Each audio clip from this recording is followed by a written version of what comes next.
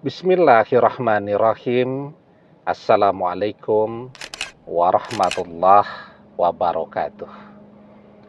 Bapak-bapak, ibu-ibu, mas-mas, mbak-mbak, khususnya adik-adikku sekalian yang dirahmati Allah dimanapun Anda berada. Kembali di IIP Channel bersama saya, IIP Wijayanto. Kali ini kita akan membahas tema gabungan 3 kekuatan yang tersembunyi dalam dirimu yang akan membawa mantan kembali kepadamu. Jadi sebenarnya ya, ketika kita mencoba mengejar-ngejar mantan dan mantan tambah menjauh, kita mencoba untuk ketemu mantan, mantan tidak mau ketemu kita lagi, kita sangat menginginkan mantan, mantan benar-benar sudah tidak mau dengan kita lagi. Nah, kita mencoba tuh mencari solusi lain. Kita berdoa, kemudian kita juga minta didoakan dengan orang lain. Minta didoakan ya. Ini kalau minta didoakan dengan kalau kita mendoakan, itu nilainya sangat berbeda. Ini sudah sering juga nih kita bahas ya.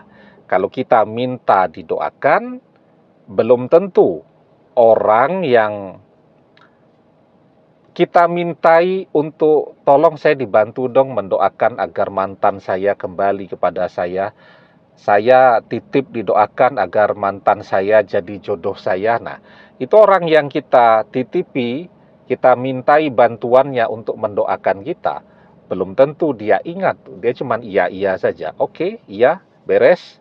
Begitu dia sampai ke rumahnya, dia beribadah, dia berdoa untuk dirinya sendiri, dia lupa mendoakan kita ya. Itu bedanya. Tetapi kalau kita mendoakan orang lain kan, kita mendoakan saudara-saudara kita yang senasib dengan kita, tapi tanpa mereka tahu kalau kita doakan. Jadi tidak usah cerita-cerita. Ya, kita kan pengen orang tahu nih kalau kita doakan ya. Jadi biar kelihatan kita berjasalah kepada dia. Kita membantu dengan doa kan. Nah, justru kalau yang begitu tidak terkabul. Tapi kalau kita berdoanya diam-diam, berdoanya rahasia, itu doa yang terkabul, doa yang mustajab kan. Karena apa? Karena ketika kita berdoa seperti itu, kita pun akan didoakan oleh para malaikat yang di sekeliling kita, dan kita pun mendapatkan yang sama dengan apa yang menjadi doa kita ya. Dakwatul mar'il muslimi li akhihi bi zahril ghaibi mustajabah. Doa seseorang untuk saudaranya tanpa diketahui oleh orang yang dia doakan itu adalah doa yang mustajab. Inda ra'sihi malakun muwakkalun. Di sekelilingnya ada para malaikat yang menjadi wakilnya. Kullama da'a li akhihi bi khairin, dan ketika mereka berdoa atau dia berdoa dengan sebuah kebaikan untuk saudaranya itu, qalal malakul muwakkalu bihi amin, dan berkata malaikat yang menjadi wakilnya atau penjaganya itu, amin, perkenankanlah ya Allah.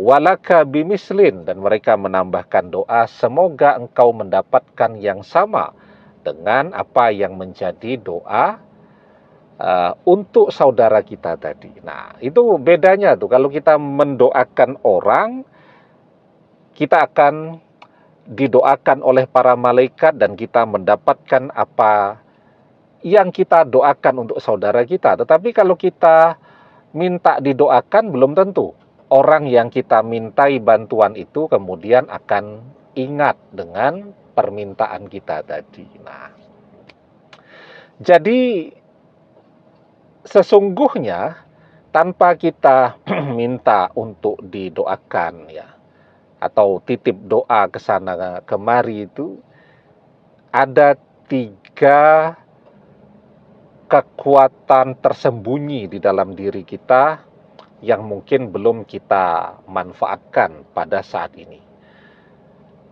Dan 3 kekuatan itu ada dalam diri kita sendiri, bertemu dia dalam diri kita sendiri, yang membuat doa-doa kita, apalagi untuk mantan yang kita cintai dan dia menzolimi kita, mengkhianati kita, itu akan terkabul, akan mustajab dan tidak diragukan sedikit pun. Nah, maka di dalam sebuah hadis Rasulullah Shallallahu Alaihi Wasallam bersabda, salasu da'awatim mustajabah. Ada 3 doa yang mustajab, yang terkabul, la syakka fihinna, dan tidak diragukan lagi.